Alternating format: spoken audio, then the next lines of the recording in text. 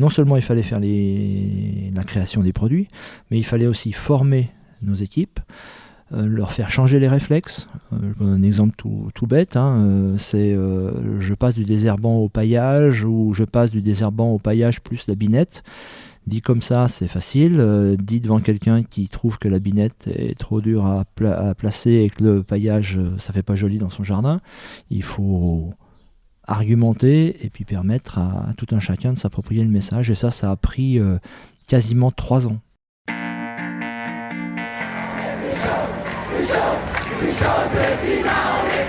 Bienvenue chez Basilic, le podcast pour changer de regard et imaginer ensemble un futur désirable.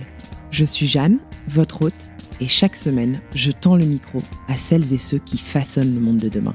Je vous souhaite la bienvenue et j'espère que vous vous sentirez bien chez Basilic.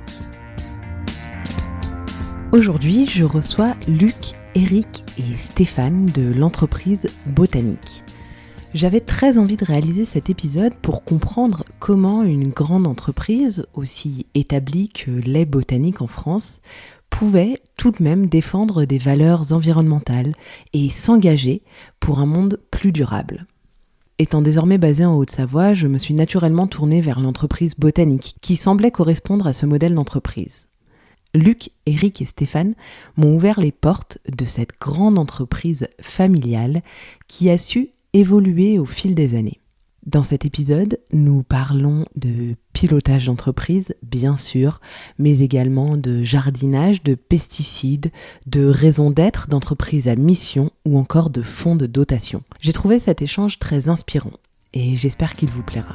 Belle écoute à vous. Bonjour à tous les trois, je suis très heureuse d'être avec vous pour enregistrer un épisode consacré à Botanique. On va revenir sur l'histoire de cette entreprise familiale. Je vais d'abord vous laisser vous présenter pour que les auditeurs et les auditrices puissent situer qui vous êtes, parce que vous êtes 3 aujourd'hui à passer au micro. Et ensuite, on reviendra sur l'histoire de Botanique et la genèse de ce projet. Bonjour, donc Luc Blanchet, président de l'entreprise et du groupe Botanique. Eric Bouchet, je suis directeur général et on est tous les deux associés. Et bonjour, Stéphane Dalluin, responsable RSE. Donc vous l'aurez compris, aujourd'hui on va parler des engagements de Botanique. J'aimerais d'abord qu'on revienne un peu sur l'histoire de l'entreprise. Qui veut s'y atteler ? Attelons-nous. Botanique, c'est une entreprise locale qui est née à Bossey en 1977. Donc c'est un groupe qui a une petite 50aine d'années, pas tout à fait. Et en fait, la marque Botanique est née en 1995. Le groupe a commencé sa vocation de commerciale pour vendre les productions horticoles des horticulteurs de la plaine de Bossey-Troinay. Ce faisant, s'est installée une première jardinerie proche historiquement du géant casino d'Annemasse, qui était le premier centre commercial de la région en 1977. Et puis, chemin faisant, d'autres se sont créés à Écully, proche de Lyon, à Annecy, etc. Et puis, en 1995, on a décidé de prendre notre indépendance en créant notre propre enseigne Botanique. S'en est ensuite une bonne période de développement intense, pour faire simple, de 1995 à 2002-2003, où le nombre de magasins est passé de 12 à peu près une cinquantaine, soixantaine. Et puis depuis 2003, donc, le développement se continue, plutôt sous forme d'acquisition d'unités existantes, pour aboutir à ce qu'est le groupe aujourd'hui, un petit peu plus de 75 jardineries sur tout le territoire français, mais quand même avec une forte prépondérance, j'allais dire, à l'est d'une ligne Orléans-Toulouse. Et depuis le départ, il y a quand même des engagements assez forts au sein du groupe. Je vois un sourire, je crois qu'il veut que vous preniez la parole sur ce sujet-là. Mais il y a des engagements assez forts et vous vous êtes pas positionné sur le marché d'une jardinerie un peu conventionnelle. Et ça, c'est des engagements que vous avez quand même depuis le début. Alors effectivement, depuis la création de la marque Botanique, il y a une forte préoccupation pour la préservation de l'environnement. Dès la création de la conception des magasins avec des matériaux recyclables tels que le bois, le verre, avec des engagements sur l'éclairage, sur la récupération des eaux de pluie, et j'en passe. Ensuite, des engagements sur les produits. Botanique a exprimé concrètement ces engagements. Après, il y a eu différents faits d'histoire, on va dire, dont notamment en 2008 le retrait volontaire de nos rayons des produits chimiques et pesticides, bien avant la loi Labbé qui nous y oblige maintenant. Et puis, plus que ça, on le décline sur... on cherche aujourd'hui à avoir une ambition stratégique où on veut proposer des produits mieux-disants auprès de nos clients, mieux-disants que le marché et mieux-disants en termes de critères de préservation de l'environnement et de la planète. Oui, en effet. Alors pour Luc mentionnait tout à l'heure cette phase très importante pour l'entreprise qui a été le retrait de tous les pesticides et les engrais chimiques. En fait, pour revenir un peu sur l'histoire, justement, Eric et Luc, ici présents, se posaient déjà pas mal de questions dès 2005 sur le bad buzz, on va dire, qu'il y avait autour des produits phyto. Et donc, on a trouvé une ONG qui s'appelait à l'époque le MDRGF et qui s'appelle maintenant Génération Future depuis quelques années. Et donc, mes dirigeants ici présents ont commandé à cette association environnementale un rapport et une analyse de quasi toutes les matières actives des produits phytosanitaires qu'on vendait à l'époque dans nos magasins. Donc, une évaluation toxicologique, écotoxicologique. Donc, ils ont utilisé différentes bases de données canadiennes, américaines, européennes. Et ça leur a pris presque un an, cette étude. Et puis, donc, c'est en avril 2006, je crois, que François Verrette, à la tête de cette association, est venu en comité de direction restituer les résultats. Et là, c'est à partir de ce moment-là qu'il y a eu une véritable prise de conscience. Donc, c'est de là qu'est née toute une stratégie à la fois d'accompagnement des équipes, de formation, de pédagogie, et en même temps de conversion à une autre offre et un autre positionnement dit de jardinerie naturelle. Mais c'est intéressant parce qu'à l'époque, on en parlait forcément moins. Comment est-ce qu'on explique aussi aux consommateurs et aux consommatrices qu'il va falloir jardiner différemment ? Comment est-ce qu'on les incite à aller vers ce nouveau mode de jardinage, ou en tout cas plus respectueux de la nature ? On le fait au travers de nos équipes en magasin, essentiellement. Alors, bien sûr, il y a eu des campagnes de communication pour essayer de faire comprendre ça. Et dit en deux mots, ça a l'air très simple. Faire passer, à l'époque, on devait être à un petit 2000 personnes quand même. Faire passer ça dans l'utilisation courante et dans le jugement courant des gens, y compris nos équipes, ça n'a pas été simple. Donc... surtout que dans la société civile, c'était pas encore... Ah oui, personne n'en parlait. Ouais. Personne n'en parlait, sauf peut-être les gens des associations style MDRGF à l'époque. En fait, on a organisé avec les équipes un cheminement assez proche de celui qu'on avait organisé avec le MDRGF pour le comité de direction, en faisant venir toutes les équipes sur le siège d'Archamps, donc par paquet, entre guillemets, de 500-600 personnes quand même, à la fois, de façon à ce que dans une grande salle, on fasse un peu ce qu'on appellerait aujourd'hui une fresque des pesticides, mais qui n'existait pas à l'époque. Donc on leur a fait reparcourir le chemin qu'on avait nous-mêmes parcouru individuellement avec cette étude, en leur fournissant l'ensemble des éléments de base, les classements toxicologiques sur les 120 molécules qui étaient contenues dans les produits qu'on commercialisait. Et puis à la fin, bien heureusement, tout le monde est arrivé à une réaction qui paraît de bon sens, mais qui était loin d'être économiquement intéressante pour nous à l'époque, et loin d'être sans remise en cause pour ces équipes. Ça, c'est le premier volet. Le deuxième volet, c'est qu'une fois qu'on fait le constat qu'on est tous d'accord, il faut le porter et il faut le porter auprès des clients. Et pour le porter auprès des clients, on a organisé une deuxième phase où en fait là c'est plutôt une phase exploratoire avec nos acheteurs, des gens qui conçoivent des produits, où on a mis sur le marché des produits qui étaient issus de l'agriculture biologique de grande culture, j'allais dire, mais qui n'existaient pas dans des petits contenants pour des amateurs. Et donc on a créé toute une gamme de produits qui ont permis aux gens de passer de quelque chose de 100% chimique à quelque chose de 100% naturel ou bio, puisque l'objectif au départ était plutôt d'aller dans ce sens-là vers des produits autorisés en bio. Et pour faire ça, non seulement il fallait faire la création des produits, mais il fallait aussi former nos équipes, leur faire changer les réflexes. Je vous donne un exemple tout bête, c'est je passe du désherbant au paillage ou je passe du désherbant au paillage plus la binette. Dit comme ça, c'est facile. Dit devant quelqu'un qui trouve que la binette est trop dure à placer et que le paillage, ça fait pas joli dans son jardin. Il faut argumenter et puis permettre à tout un chacun de s'approprier le message. Et ça a pris quasiment 3 ans depuis la décision de 2006 jusqu'à 2008, où là on a vraiment communiqué parce que les choses étaient en place. Oui, il fallait pas brûler d'étapes, quoi. Ça a vraiment été progressif. On est un peu savoyard sur les bords, donc on aime bien dire ce qu'on fait et puis pas trop être vantard avant de l'avoir fait.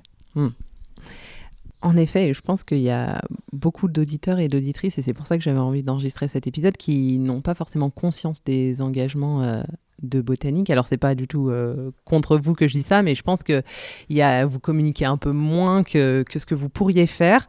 Et ça fait une transition parfaite avec ce sur quoi je voulais venir, à savoir la création d'une société à mission. Alors ça, c'est beaucoup plus récent.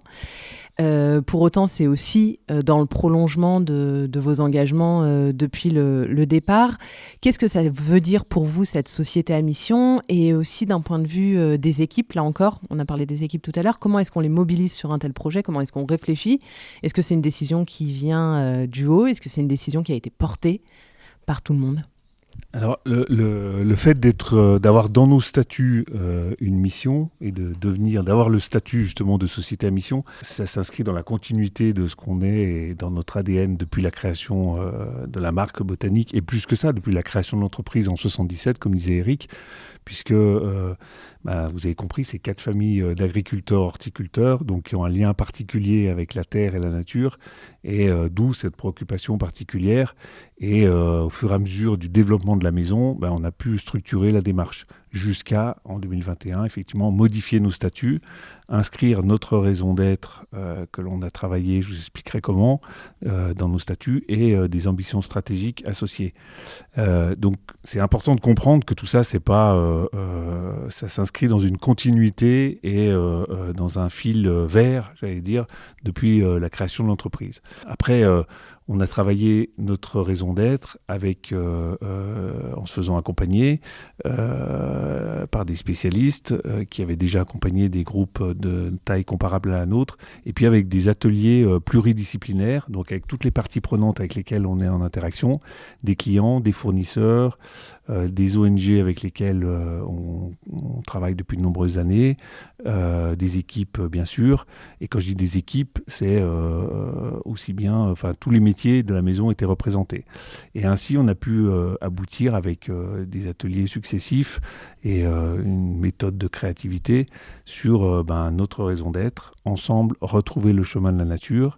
Donc ensemble, justement, toutes les parties prenantes qui sont en interaction avec notre groupe, retrouver le chemin de la nature, c'est-à-dire se permettre par nos produits, nos services, l'accès à des savoir-faire environnementaux, le tout dans des bâtiments cohérents, avec une certaine cohérence environnementale, et puis tout cela dans un climat, et ça fait partie aussi de notre ADN. Il y a le lien et le respect de la nature, mais il y a aussi le lien tout simplement et le respect de des autres, de l'humain. Et donc ça, on entend le faire avec une certaine idée de qualité relationnelle qu'on exprime avec toutes les personnes avec lesquelles on est en interaction. Juste peut-être quand même préciser pourquoi on a souhaité devenir société à mission. Parce que effectivement, on aurait pu choisir tel et tel label, Bicorp, l'entreprise bio-responsable ou d'autres.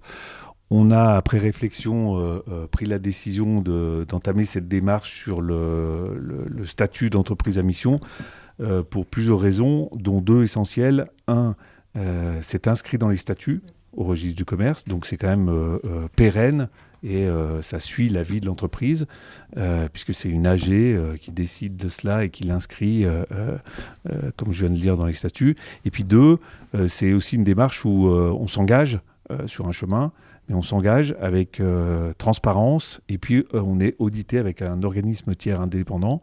En l'occurrence, chez nous, c'est Mazars, qui est notre commissaire aux comptes, donc qui audite nos comptes financiers, mais qui audite aussi notre démarche sur cette thématique. Et on peut se voir retirer le statut d'entreprise à mission si notre auditeur estime que le chemin parcouru ne correspond pas à nos engagements. Donc, 1, pérennité, 2, transparence et engagement. Voilà les 2 moteurs qui nous ont fait faire ce choix. Et c'est assez récent puisque ça fait 2 ans, à peine 2 ans que... Ouais. 2021, ouais. Ouais, donc c'est ça, 2 ans.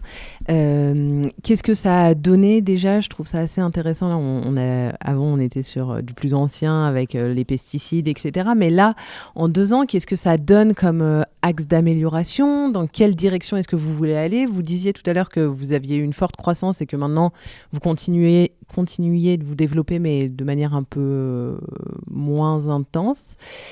Pour autant, il faut quand même embarquer tout le monde, il faut continuer de se développer, ça reste une entreprise, donc comment ça se passe ? Alors déjà, en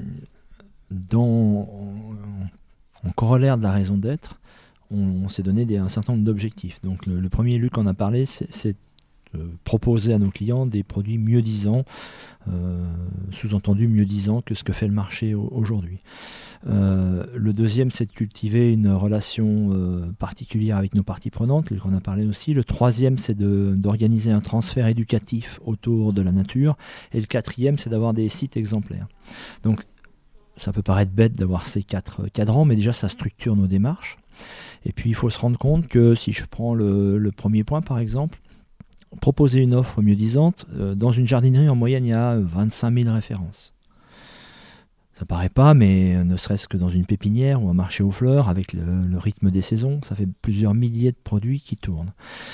Sur ces 25 000 références, on va bien sûr pas toutes les attaquer de front, mais il y a un plan qui est en train de se mettre en place pour, pas à pas, avancer dans de meilleures directions. On est déjà... je pense notamment sur le végétal avec toujours c'est la continuité de notre période, j'allais dire 2008 et jusqu'à maintenant, mais on est sur déjà des végétaux qui sont labellisés, on a sur des pratiques culturales très exigeantes en termes d'intrants. Je ne dirais pas qu'il y en a plus sur tout, mais sur tout ce qui se mange, on est en bio. Ça c'est certain. Et sur tout ce qui se décore, les procédures qu'on a mises en place, là encore en travaillant avec nos horticulteurs, nous ont fait réduire d'à peu près 95 à 98%, donc il ne reste que 2% de ce qu'on avait il y a 15 ans, pour traiter par exemple les cas les plus graves qui aboutiraient à une perte totale de récolte chez le fournisseur. Sur le deuxième point, qui est de cultiver des relations, saines avec nos parties prenantes, Stéphane nous a parlé du baromètre. On a, pour faire simple, à peu près la même chose avec nos fournisseurs. Donc on leur demande leur avis sur les relations, sur là où ça pourrait s'améliorer, ce qui va, etc. Ça nous a amené par exemple à proposer des solutions très intéressantes pour les petits agriculteurs en termes de trésorerie, les petits horticulteurs, en payant en comptant par exemple, ce que peu de monde fait. Sur la partie bâtiment, là pareil, on a un plan qui est à la fois impacté par nos choix et par un certain nombre de réglementations qui sont là, mais avec un déploiement massif d'outils qui vont amener une maîtrise de nos consommations énergétiques, déjà une mesure, on commence toujours comme ça en fait. Sur les pesticides, on a commencé par une étude, sur la partie bâtiment, on va dire, on a commencé par un état des lieux. Et donc on déploie des foules de capteurs dans les magasins pour se rendre compte de là où ça se passe. complexe. Et puis le dernier sujet, je vais peut-être passer la parole à Luc ou à Stéphane, sur la partie transmission du savoir. C'est quelque chose d'assez nouveau pour nous, donc ça demande beaucoup plus de réflexion et de temps. Et là, on est en chemin, donc je ne sais pas si tu veux en dire 2 mots. Et puis, alors quelque chose de nouveau, et je compléterai avec quelque chose qui va même au-delà de ce qu'on peut attendre d'une jardinerie, parce que vous restez quand même une jardinerie, et je trouve que chez Botanique, il y a quand même une dimension de pédagogie presque. Oui, c'est ensemble retrouver le chemin de la nature. C'est vraiment le ensemble, c'est cette clé qu'on a et y compris et avec. On peut pas faire sans nos clients, sans et j'ai envie de dire de manière plus large, enfin un large public, d'avoir un mode de vie plus respectueux et puis de démontrer que c'est possible et aussi joyeux. Voilà.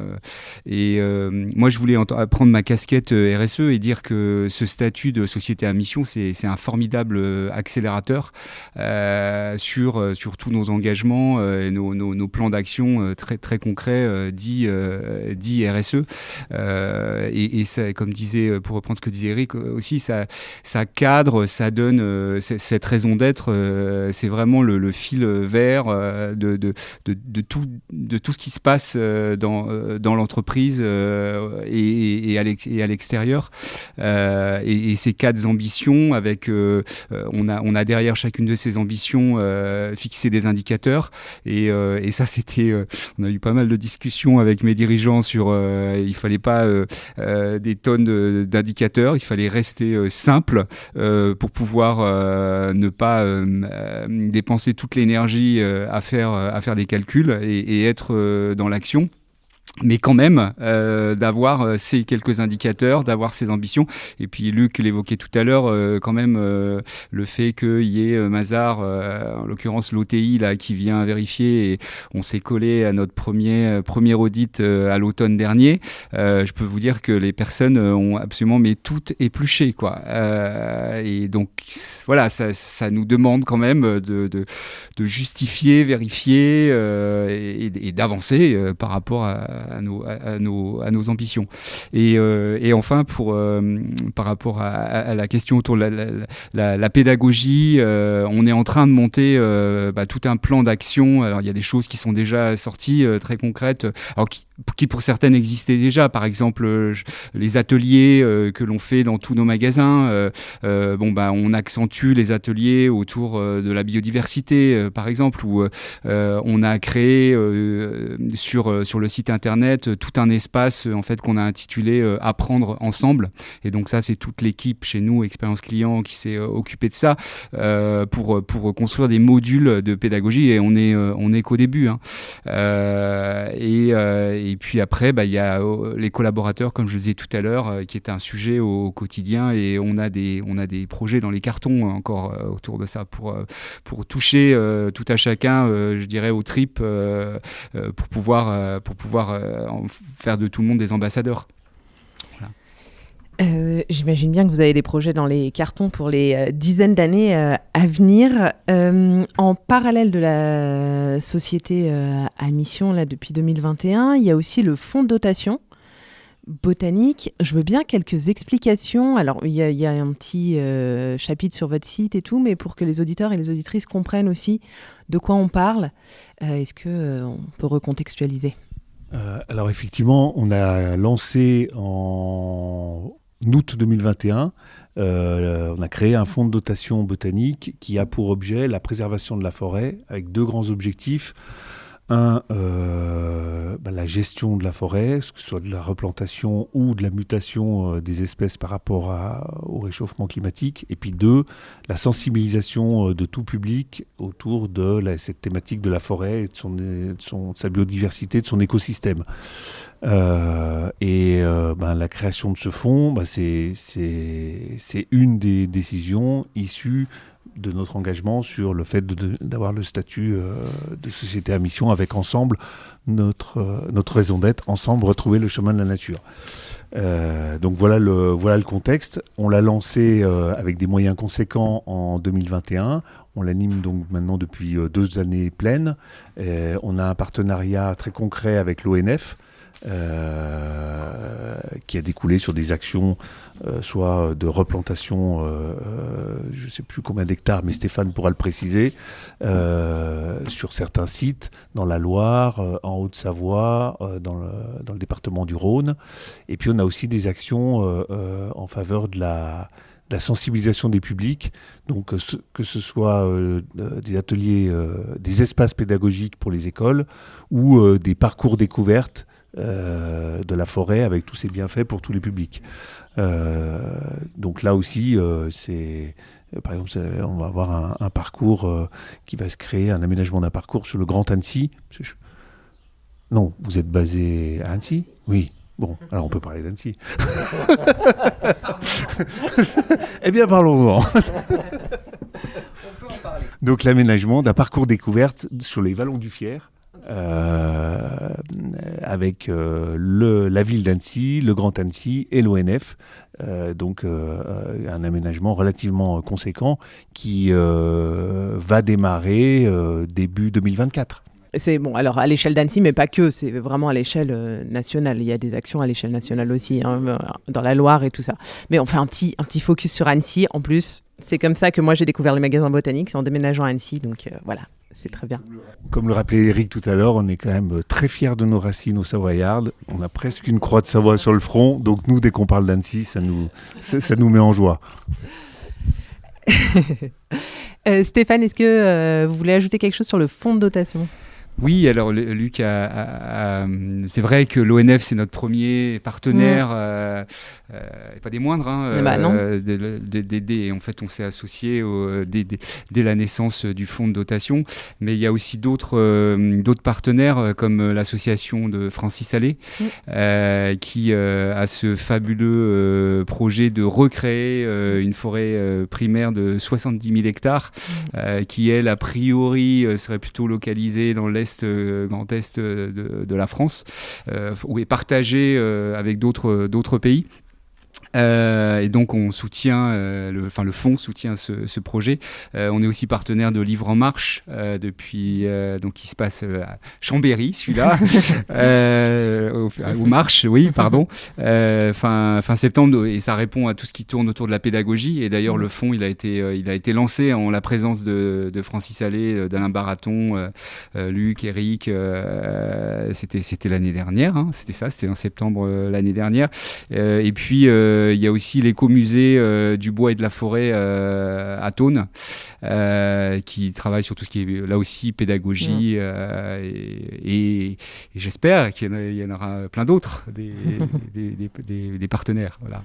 Ben, on l'espère aussi, bien sûr. Alors tout à l'heure, vous parliez des décisions qu'on prend, que vous avez prises au Centre botanique et qui peuvent être un peu difficiles à entendre parfois pour les consommateurs, ou en tout cas qui nécessitent un peu de pédagogie. Et c'est le cas, vous avez mentionné tout à l'heure les plantes vertes, mais on l'a juste balayé, mais j'aurais aimé qu'on revienne là-dessus, parce que là aussi, sur les plantes vertes, vous avez pris des engagements assez forts. Et j'aurais bien aimé qu'on en reparle, parce que, alors moi personnellement sur le podcast, j'ai jamais consacré d'épisode focus plantes vertes, mais je me suis beaucoup renseignée à titre perso, et c'est vrai que c'est très compliqué quand on veut acheter une plante d'intérieur, comme ça a été grandement la mode en plus sur les réseaux sociaux pendant un petit moment. Bien souvent c'est assez flou, on sait pas forcément d'où elles viennent, et quand on le sait, c'est pas forcément en parfaite adéquation avec ce qu'on aimerait voir en jardinerie, et quand on a une conscience écologique. Comment est-ce que ça s'est passé, et quels sont les engagements que vous avez pris ? Vous avez mentionné un label tout à l'heure, mais j'aurais bien aimé qu'on revienne là-dessus pour que les auditeurs et les auditrices aient un petit éclairage. En fait, le label qu'on a utilisé, c'est un label qui s'appelle MPS. C'est des acronymes hollandaises. Pourquoi ? Parce que en fait, ces problématiques de consommation d'intrants, donc produits phytosanitaires, engrais, chauffage, etc., c'est des sujets qui préoccupent le premier producteur mondial, quasiment, de plantes vertes. Donc ceux qui sont allés en Hollande voient ces serres éclairées H24, ou presque. Quand ils arrivent en avion au-dessus de la zone d'Amsterdam-Rotterdam. Nous, ce qu'on a fait en parallèle de ça, c'est qu'on a relocalisé une partie des productions un peu plus proches de nos magasins, et puis surtout, on a fait des mises en place de plantes de tradition horticole, c'est-à-dire qu'on les reçoit un peu plus jeunes. Ces plantes, elles sont réacclimatées plus sous nos latitudes par des horticulteurs locaux, de façon à avoir un meilleur rendu, entre guillemets, chez le client. Et après, le vrai sujet de l'horticulture, il est que quand on parle de plantes vertes et qu'on les installe chez soi à 25 degrés, paradoxalement, il faut qu'elles soient cultivées, alors pas à 25 degrés, parce que économiquement et énergétiquement, ça passe pas, mais il faut quand même qu'elles soient cultivées dans des conditions qui correspondent à ce dont elles ont besoin. La plupart des plantes vertes, c'est des plantes de sous-bois de forêt, souvent tropicales, donc qui nécessitent de la chaleur et une lumière modérée. Donc, quand on a dit ça, le côté écologique de l'ensemble de la plante verte, il ne peut se travailler que si on limite en fait tout ce dont elle a non pas besoin, mais tout ce dont on met pour recréer un habitat artificiel pour qu'elle puisse pousser. Et pour compléter ce que dit Eric, la preuve par les chiffres. Là aussi, je suis retourné voir les chiffres, et donc sur le matin aussi. Parfait. Des nouvelles fraîches. J'ai préparé quand même. Sur 2022, on est à 78% exactement de nos achats qui proviennent de fournisseurs français. Et ça, sur le périmètre de la pépinière, ce qu'on appelle chez nous donc la pépinière, un plan d'extérieur, le marché aux fleurs, et ce qu'on appelle la serre aux plantes, donc les plantes d'intérieur. Donc on est à 78%, ce qui est plutôt un bon chiffre. Et on s'est aussi attaqué depuis 2 ans maintenant au bouquet, puisque là vous avez dû voir des informations sur les fleurs, les bouquets de fleurs qui viennent de toute la planète, et c'est une réalité. Et là, donc depuis 2 ans, on travaille à relocaliser, on va dire, les filières autour des bouquets, de la bouquetterie, donc Fleurs de France. On est à 41 magasins aujourd'hui qui proposent des bouquets, donc 100% Fleurs de France. Et l'objectif, c'est de déployer sur la totalité du parc de magasins à horizon 2025. Donc on y va étape par étape, parce que là aussi, il y a beaucoup de pédagogie à faire auprès des clients. La saisonnalité, tout ça, faut tout réexpliquer. Alors oui, il faut tout réexpliquer, mais c'est aussi parce qu'on a évolué dans un monde où les imaginaires qu'on a véhiculés n'étaient pas la réalité de la saisonnalité des plantes, en fait, avec des fleurs.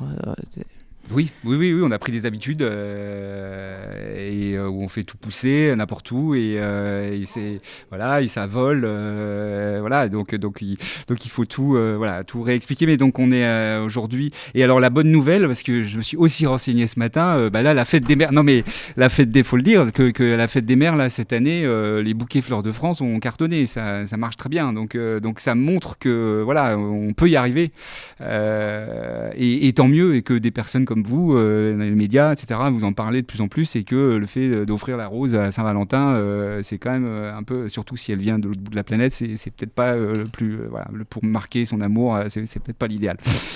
En tout cas, pour marquer son amour de la nature, c'est pas l'idéal.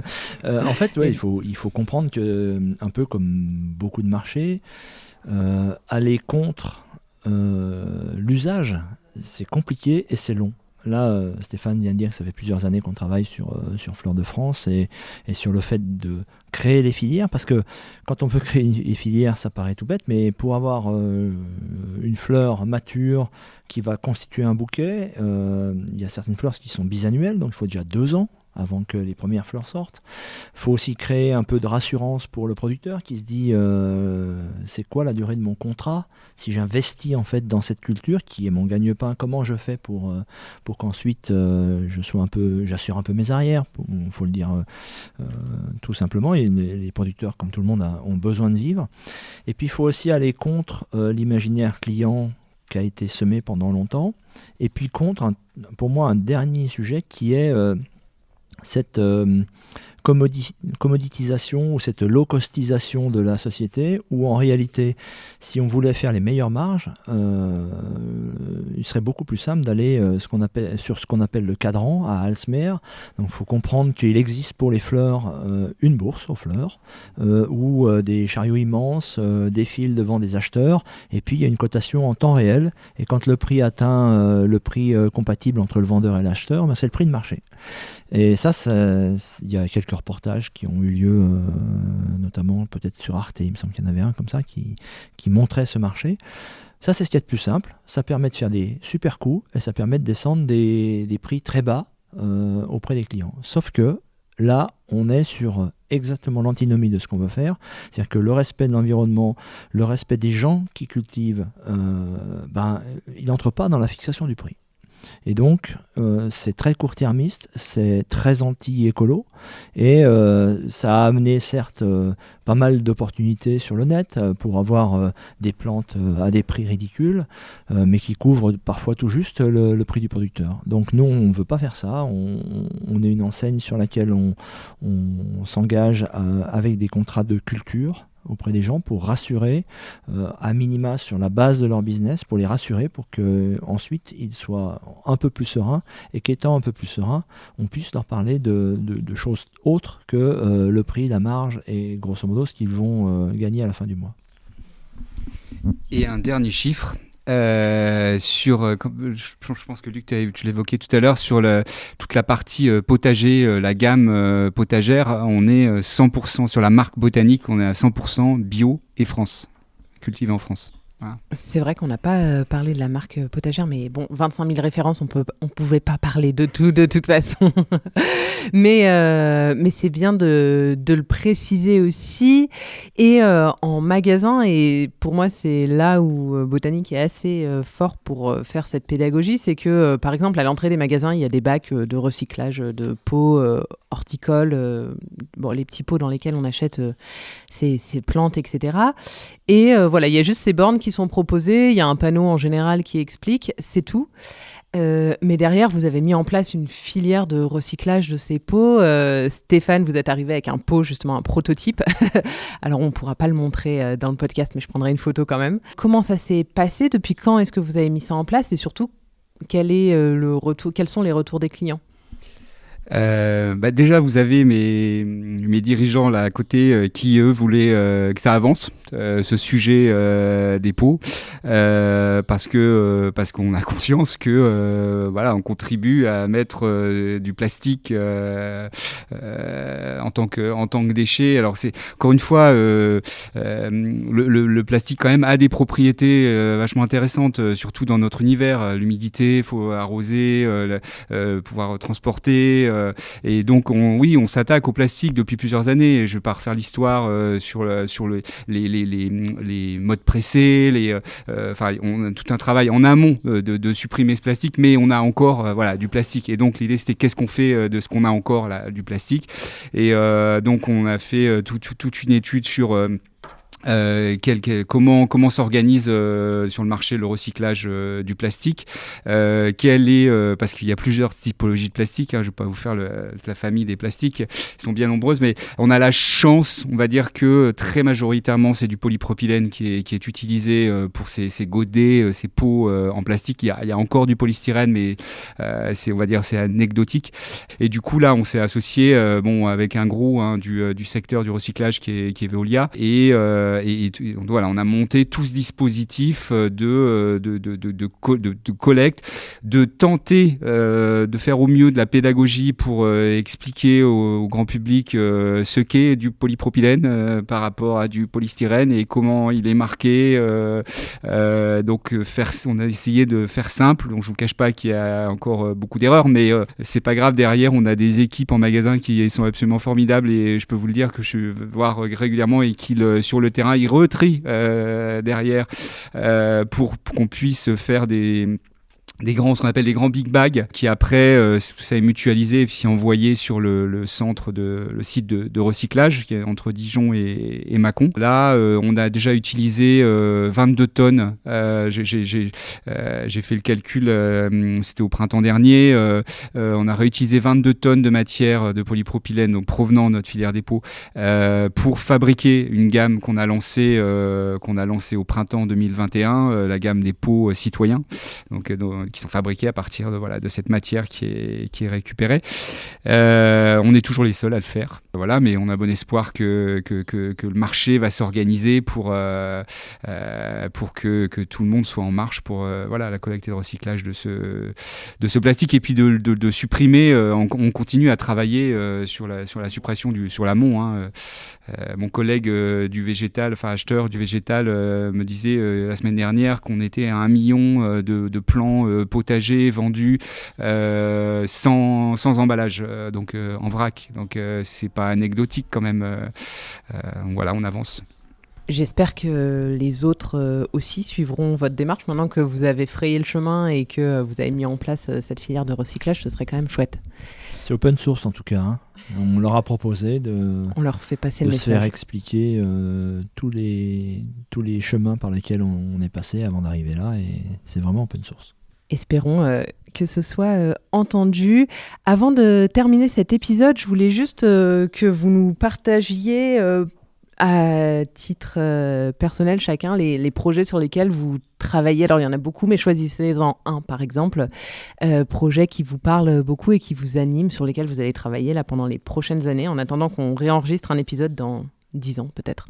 Rendez-vous dans 10 ans. Alors, s'il fallait sortir un projet, là, vous nous prenez un peu de cours, mais parce qu'effectivement, il y en a une multitude et qui se décline autour de notre raison d'être, qui est vraiment notre phare, notre cap qu'on essaye de suivre.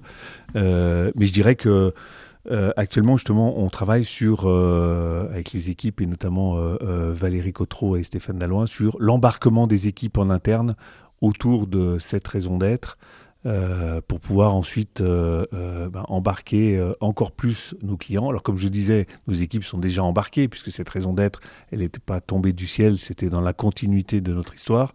Mais on souhaite donner un nouvel élan début 2024, avec un projet tout particulier sur un mode collaboratif, participatif, avec des ateliers de créativité pour redonner une nouvelle étincelle, d'embarquer nos équipes autour de notre raison d'être. Alors moi, comme j'ai une formation un peu technique, j'ai plutôt pris en charge les sujets techniques, et celui notamment de l'énergie, de l'eau, dans notre usage et nos bâtiments, qui est multifactoriel parce qu'on est à la croisée d'énergies qui vont progressivement s'éteindre. Je pense au gaz, d'énergie qu'il faut économiser, à l'électricité, de questions de confort client, de questions de confort d'équipe, de contraintes très variées entre une animalerie où à la fois on peut être pris à partie sur le fait qu'il fait peut-être un peu chaud à un moment donné de l'année, mais en même temps qu'il ne faudrait pas climatiser pour des questions de consommation énergétique.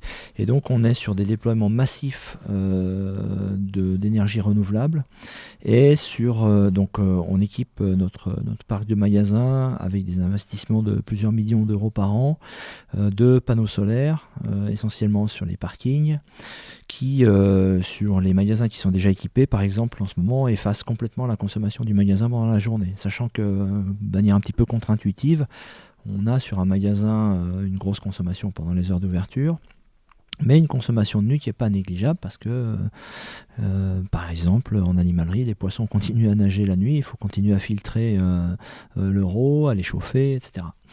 Et puis le deuxième sujet, c'est tout ce qu'on va pouvoir éviter. Et donc là, un travail minutieux sur les bâtiments, sur la captation des paramètres que l'on introduit dans le système, quelles sont les températures de consigne, comment on consomme, quelle est la température extérieure, est-ce qu'il y a de la luminosité ou pas, et puis réintervenir sur quelque chose qui est un peu contre-intuitif aussi pour nos artisans, nos plombiers, nos électriciens, qui embarquent avec eux des habitudes de 20, 30 ans. On est très fidèles en amitié et en affaires, et il faut les faire bouger, aller des fois contre quelque chose qui pourrait être sensible et qui leur paraît de bon sens, et au final ne l'est peut-être pas. Voilà. Et alors moi, c'est apporter ma modeste contribution à deux sujets qui sont aussi fondamentaux ici. C'est le jardin de demain. Alors je peux pas en dire plus parce que on est en plein dedans. On est en plein dedans. C'est assez stratégique, voilà. Mais alors évidemment, c'est en tenant compte du réchauffement climatique, du dérèglement climatique. Hein, donc c'est un gros travail qu'on a entamé maintenant. Et ça fait plus de 6 mois. Et puis également tout ce qui tourne autour du bien-être animal, où là aussi on fait déjà différentes actions et on est en train de faire monter en puissance ce sujet ici au sein de l'entreprise. Voilà. Génial, et vous allez être bien occupés, et tant mieux. Merci beaucoup à tous les trois, c'était très intéressant. Et puis à dans 10 ans alors. Même lieu, même heure. Merci bien. Merci d'avoir écouté cet épisode jusqu'au bout. Si vous êtes encore là, j'imagine qu'il vous a plu. N'oubliez pas de vous abonner à Basilic sur votre application de podcast favorite pour ne louper aucun épisode. Vous pouvez également me suivre sur Instagram et LinkedIn @BasilicPodcast pour découvrir les coulisses de tous les épisodes et de toutes les interviews. Et enfin, si l'univers du podcast vous intéresse, alors je vous invite à jeter un œil à basilicpodcast.com. Vous y découvrirez Basilic Studio, la formation que j'ai créée pour vous accompagner à lancer votre propre podcast et surtout le podcast de vos rêves, mais également Basilic Lab, l'agence qui nous permet de créer des podcasts pour des marques audacieuses et des thérapeutes engagés. Je vous donne rendez-vous la semaine prochaine pour un nouvel épisode, et d'ici là, prenez grand soin de vous.